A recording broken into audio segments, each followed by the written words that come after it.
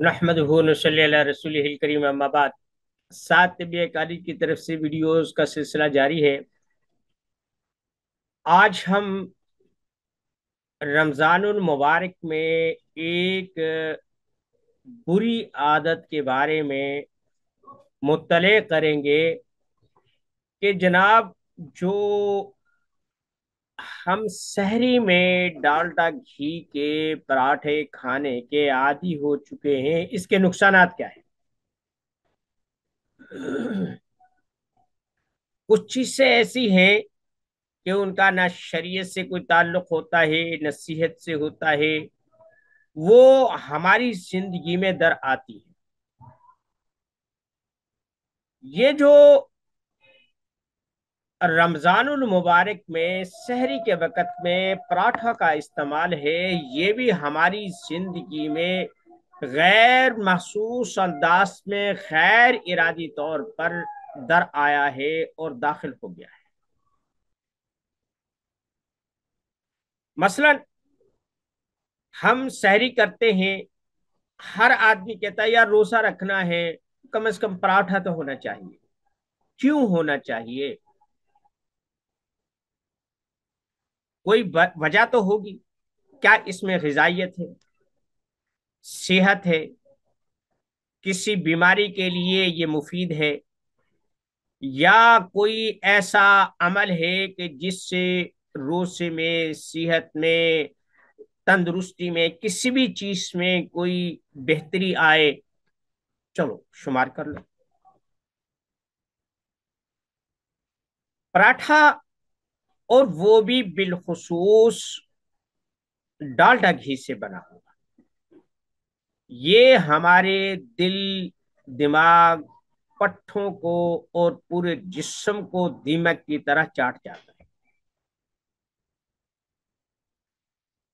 قدرتی طور پر جو تیل ہوتے ہیں، خواہ کوئی بھی ہو، آپ کینولا کا لگا لیں، بنولا کا لگا لیں، آپ تلوں کا تیل لگا لیں، آپ زیتون کا تیل لگا لیں، کوئی بھی جو عام سرسوں کا لگا لیں، ان میں ایک خاصیت ہوتی ہے کہ گندک کا عنصر پایا جاتا ہے۔ تیل عمومی طور پر جمتا نہیں ہے۔ ہاں، کچھ تیل ایسے بھی ہوتے ہیں جو جمتے ہیں، جیسے کھوپرے کا تیل ہے اور ایسی چیزیں ہیں، لیکن وہ محدود ہیں۔ سرسوں کا تیل ہے، آپ اسے کسی بھی درجہ حرارت میں رکھ دیں، منفی میں رکھ دیں، مثبت میں رکھ دیں، آپ اسے گرمی میں رکھ دیں، جون جولائی کی دھوپ میں رکھ دیں، آگ پہ رکھ دیں، یہ تیل تیل ہی رہے گا، نہ جمے گا اور نہ ہی اس کا کچھ ہوگا۔ ایسا ہی آپ بنولا کا تیل ہے، آپ کینولا کا تیل ہے، آپ زیتون کا تیل لے لیں، آپ تلوں کا تیل لیں، کوئی بھی تیل منجمد نہیں ہوتا۔ ٹھیک ہے؟ جب اس کو بناسپتی گھی بنایا جاتا ہے، ڈالڈا گھی بنایا جاتا ہے، تو اس سے خاص پروسیس سے گزارا جاتا ہے۔ وہ جو سلفر یا گندک کے اثرات ہوتے ہیں، وہ تباہ ہو جاتے ہیں، برباد ہو جاتے ہیں۔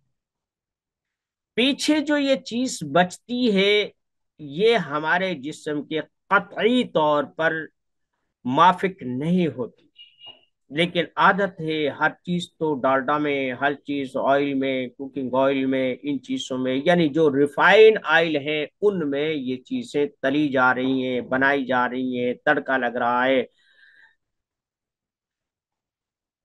اور آپ نے یہ چیز دیکھی ہے کہ آج سے 20-30 سال پہلے جب ڈالٹا کم تھا، لوگ تیل کا استعمال کرتے تھے یا دیسی گھی کا استعمال کرتے تھے، نہ گردوں کی پرابلمیں تھیں اور نہ ہی دل کے امراض تھے، نہ ہی یہ سٹڈ ڈلتے تھے، نہ ہی اس کی شریانیں بند ہوتی تھی، نہ ہی کولیسٹرول بڑھتا تھا۔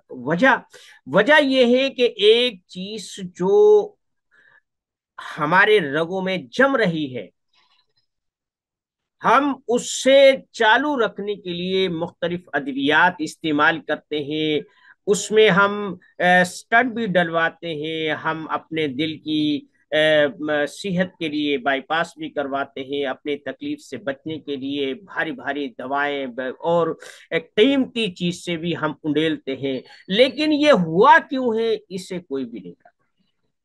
اب رمضان میں جب آپ اس کے کیا اسے بولتے ہیں ڈالڈا گھی کا آپ تر بتر پراٹھا کھائیں گے، اور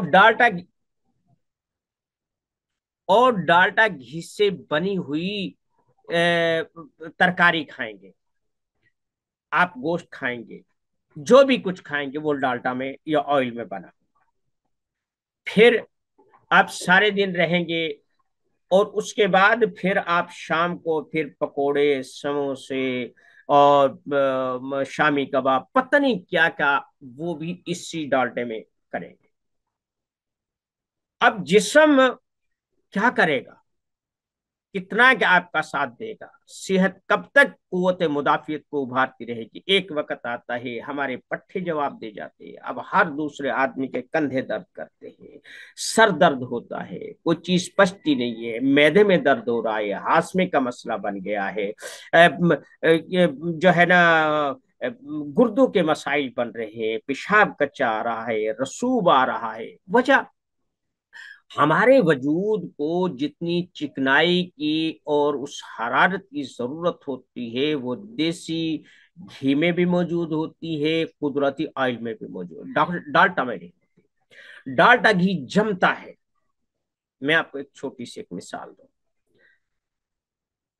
جو گھر رسوئی یا کچن کا استعمال کرتے ہیں وہ جب کثرت سے چیزیں تلتے ہیں تو جو ایگزاسٹ فین لگا ہوتا ہے نا، یا ادھر ادھر جب اس کے وہ بخارات اڑتے ہیں اور وہ چیز ہوتے ہیں، آپ اسے چھو کر دیکھیں، اور ایک دفعہ جب اسے ہاتھ میں آپ ایسے لگا لیں گے پھر چھڑا کر دیکھیں، صابن بھی کام کرنا چھوڑ جاتا ہے، بڑی مشکل سے چھوڑتا ہے۔ تو جو ہمارے آپ تیل لگا دیں اس میں بھی گرد و غبار جمع ہوگا، لیکن آپ اس سے آسانی سے مسل سکتے ہیں، آپ لگا سکتے ہیں، اس کی چکناہٹ کو الگ کر سکتے ہیں۔ لیکن جو ڈالڈا گھی کی چکناہٹ ان بورچی خانے میں لگے ہوئے کسی ایگزاسٹ فین میں، کسی رسی میں، کسی کھونٹی سے جو وہ ذرات جمع ہوتے ہیں، آپ انہیں دیکھیں اور پھر آپ سوچیں ایک تیل میں اور اس میں کیا فرق ہے۔ پھر اس سے یہی نہیں ہے کہ آپ کو ڈالڈا گھی پٹھوں سے محروم کر دیتا ہے، دل کے امراض پیدا کرتا ہے، کوئی بات نہیں ہے۔ آپ دوبارہ سے اس طرف آ جائے، آپ سرسوں کا تیل استعمال کریں، زیتون کا استعمال کریں، آپ جو بھی میسر ہے قدرتی چیز سے استعمال کریں، اور وہ بھی کم مقدار میں کرے، تو آپ کو بائی پاس کروانے سے آپ کی وینیں شریانیں جو بند ہو جاتی ہے، ان سے دل کے دورے پڑتے ہیں، ان سے خلاصی مل جائے۔ اصل چیز ہے کہ وہ چیز جو رگوں کو بند کر رہی ہے وہ مواد آ کہاں سے رہا ہے؟ مشینری تو وہی تھی جو پہلے تھی، بہت کم لوگوں کو یہ چیزیں ہوتی تھی، امراء کے لیے ہوتی تھی، دیسی گھی کھانے والوں کو دل کا دیکھیں، دیسی گھی اگر کوئی آدمی کثرت سے استعمال کرتا ہے اور اتفاقاً اسے گردے کی کوئی پرابلم ہے تو اسے ہائی بلڈ پریشر ہوگا، اور جیسے ہائی بلڈ پریشر ہوتا ہے اس سے دل کے امراض نہیں ہوتے۔ ہاں، یہ ہو سکتا ہے کہ جب عصبیت غالب آتی ہے تو اندر جو گیس پیدا ہوتی ہے، معدے میں پگند پیدا ہوتی ہے، بخارات اٹھتے ہیں، وہ جو ہے نا سر کو چڑھتے ہیں، ہم کہتے ہیں اس سے بلڈ پریشر ہو گیا ہے۔ وہ بلڈ پریشر بنیادی طور پر نہیں ہوتا، وہ بخارات ہوتے ہیں جو اوپر کی طرف بڑھتے ہیں، اور ہاضمے کی خرابی کا ہاضمے کی خرابی کی بنیاد پر یہ چیز ہوتی ہے۔ تو جو لوگ اس میں رمضان میں دیسی گھی استعمال کریں، اللہ کرے مل جائے، اتنی زیادہ قیمتی بھی چیز نہیں ہے، ابھی میں نے کل منگوایا تو مجھے ایک دوست نے لا کر دیا 2000 روپے کلو. اگر 2000 روپے میں اتنا ہی یہ گھی پڑ جاتا ہے. یہ جو ڈالٹا ہے یہ بھی 500 550 روپے مل رہا ہے. تو یہ کھا کر اگر ہم بیمار ہوتے ہیں تو اس سے بہتر یہ 2000 روپے کا تھوڑی مقدار میں روٹی چپڑ لیں، ویسے کھا لیں، آپ وہ استعمال کریں. تو یہ جو ڈالٹا گھی کے پراٹھے ہیں، یہ جو ہمیں روزے کی فضیلتیں، روزے کی صحتیں، روزے سے طبی فوائد، یہ سب پر پانی پھیرنے کے لیے کافی ہوتا ہے. تو ہاں، آپ سادہ روٹی کھائیں، سالن سے روٹی کھا لیں، دہی سے روٹی کھا لیں، پراٹھا مت کھائیں. اس سے وہ چیز آپ کے جسم کو بطور غذا لگے گی، بدل ما یتحلل بنے گی، آپ کی توانائی کو پورا کرے گی. آپ ایک اور چھوٹا سا ایک تجزیہ کر لیں، ایک تجربہ کر لیں کہ یہ جو ڈالٹا گھی کا پراٹھا ہوتا ہے نا، اسے ٹھنڈا ہونے دیں، اور روٹی بھی اس سے بھی ٹھنڈا ہونے دیں. پھر آپ ان دونوں کو پانی میں ڈالیں. روٹی کچھ ہی دیر کے بعد پھول جائے گی، نرم ہو جائے گی بالکل. اور جو یہ پراٹھا ہے، آپ اسے دیکھیں، یہ مزید چڑچڑا ہو جائے گا، مزید اس میں جو ہے نا یہ اس انداز میں نہیں پھولے گا جس انداز میں وہ ہونا چاہیے. تو جب یہ بیرونی طور پر یہ ہمارا جسم بھی اسی کائنات کا ایک حصہ ہے جو بیرونی طور پر ہوتا ہے، تو اس لیے بہتر یہ ہے دیسی گھی نہ ملے، اب سرسوں کا تیل استعمال کر لیں، زیتون کا تیل استعمال کر لیں. لیکن آپ اپنے اوپر رحم کریں، چکنائی کا کم سے کم استعمال کریں. اور لیکن میرے وطن عزیز میں جس انداز میں دو نمبری ہو رہی ہے، اور دو نمبر چیزیں، ملاوٹی چیزیں، اور بلکہ میں نے ایک ویڈیو دیکھی تھی، اس میں وہ ڈرم کے ڈرم میں تھوڑا سا کیمیکل ملاتے ہیں، وہ دودھ بن جاتا ہے. کہتے ہیں یہ یعنی اس میں دودھ نام کی کوئی چیز ہی نہیں ہے، وہ دودھ کے نام پر بک رہا ہے. علامہ والحفیظ، اگر دودھ خالص ہے اور پانی والا بھی ہے تو قابل قبول ہے. تو بھائی، دل کے امراض سے اگر بچنا ہے، ہاضمے کی شکایتوں سے بچنا ہے، ہائی بلڈ پریشر جو میدے کی وجہ سے ہوتا ہے، میدے پر جلن ہوتی ہے، بوجھ ہوتا ہے، پیٹ میں گڑگڑاہٹ ہوتی ہے، روٹی کھاتے ہی لیٹرین بھاگنا پڑتا ہے، تو پھر بہتر ہے کہ آپ یہ ڈالڈا بند کر دیں. پھر کچھ لوگوں کو یہ وہم ہوتا ہے کہ جو ہم یہ کوکنگ آئل استعمال کرتے ہیں یہ ان مضرات سے پاک ہے. نہیں بھائی، ایسا نہیں ہے.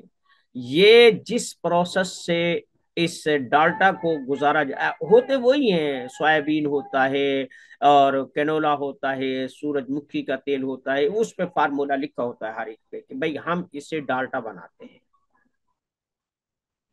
پھر وہی کمپنیاں تیل بھی بناتی ہیں، صوفی کا آئل، صوفی کا ڈالٹا، صوفی کا یہ، اس کا یہ. اور پھر ایک اور مزیداری کی بات ہے، آپ نے کبھی یہ سوچا ہے کہ جو کمپنیاں، جو فیکٹریاں اور جو انڈسٹری گھی بناتی ہے نا، وہی صابن بھی بیچتی ہے. آپ ان کے آؤٹ لیٹ پہ چلے جائیں، آپ کو کھلے صابن ملیں گے، لکوڈ حالت میں صابن ملے گا، اس میں یہ ملے گا. بنیادی طور پر جب اس کو ڈالٹا کو بنایا جاتا ہے تو ایک خاص انداز میں مشینری سے گزارا جاتا ہے. اس میں کچھ ایلیمنٹ ہے، وہ میں آپ کو ہو سکتا ہے اسکرین پر شیئر کر دوں. عام سائنس کی کتابوں میں یہ چیز لکھی ہوئی ہے کہ ڈالٹا کیسے بنتا ہے. آپ بھی کسی 5ویں 6ٹھی کی کتاب کو اٹھا کر دیکھ لیں تو آپ کو بھی پتہ چل جائے گا کہ ڈالٹا کیسے. پھر یہ جہاں جاتا ہے اوپر، جو لکوڈ حالت میں رہ جاتا ہے، اس سے یہ نتھار لیتے ہیں، اس سے ہم پیک کر کے ہمیں کھلاتے ہیں، اسے کہتے ہیں یہ بناسپتی ہے. پھر جو درمیان میں درا رہ جاتا ہے کچھ، اس کا صاف، اس کا کچھ نیچے گاد کا، اس سے وہ 2 نمبر قسم کا ہوتا ہے، اس کی قیمت سستی ہوتی ہے، وہ بھی ہمیں دیتے ہیں. اس کے نہ تو اس میں شفافیت ہوتی ہے، نہ دانے گریس جیسا ہوتا ہے۔ پھر ایک حصہ کثافت کا ہوتا ہے جو نیچے جم جاتا ہے، اس سے یہ لوگ صابن کے طور پر بیچتے ہیں۔ یہ جو کپڑے دھونے والا صابن ہے نا، یہی تو بناسپتی ہے، یہی تو ہم کھا رہے ہیں، جو بندھا ہوا ہے، جو مجسم ہو گیا ہے، اسے ہم کپڑے دھونے کے لیے استعمال کرتے ہیں، اور جو لکوڈ رہ گیا ہے اسے ہم کھانے کے طور پہ، یہ تو ہم صابن کھا رہے ہیں، صابن لگا رہے ہیں، صابن سے دھو رہے ہیں، صابن کھا رہے ہیں۔ میری باتیں امید ہے کہ بہت سارے لوگ جو صاحب علم ہے وہ سمجھ رہے ہو، اور جن کو سمجھ نہیں آ رہی وہ کم از کم سائنس فزکس کی یا کسی کیمسٹری کی کتاب کو اٹھا کر دیکھ لیں، کیمسٹری کی غالباً کتاب کو اٹھا کر دیکھ لیں، کسی بھی 7ویں 8ویں 9ویں 10ویں کی، تو وہاں جو ڈالڈا بنانے کا پروسیجر لکھا ہے آپ وہ پڑھ لیں، میری بات کی تصدیق ہو جائے گی۔ ہم لوگ صابن کھا رہے ہیں، صابن لگا رہے ہیں، صابن سے دھو رہے ہیں، تو جو قوم صابن کھائے گی تو یہی کچھ بنے گا، ٹھیک ہے؟ صابن نے تو جمنا ہی ہوتا ہے، کاسٹک ہوتا ہے، انتہا درجے کا کاسٹک ہوتا ہے، اور کاسٹک جہاں بہت سارے معاملات کرتا ہے، کسی حد تک تو جسم ہمارے اسے جذب کر لیتا ہے، پھر وہ ہمارے دل دماغ پٹھوں کو جگر کو کھا جاتا ہے، کاسٹک تو کاسٹک ہی ہے۔ تو بس، اور میں آج کیا کہوں، آج کا اتنا ہی ہے۔ خدا را آپ رمضان کو صحت اور اللہ کی رضا، رسول اللہ صلی اللہ علیہ وسلم کی اتباع میں رکھ رہے ہیں، تو ان چھوٹی سی باتوں کو مد نظر رکھیں، تاکہ آپ کو واقعی رمضان کی جو فضیلتیں ہیں اللہ وہ عطا فرمائے۔ قبولیت اور شرف قبولیت تو اللہ کے ہاں ہے، وہاں اجر ملے گا، یہ کسی آدمی نے نہیں دیکھا، لیکن دنیاوی طور پر جب تک جینا ہے، 2 دن ہے، 10 دن ہے، 10 سال ہے، 100 سال ہے، کم از کم صحت مند تو جیے۔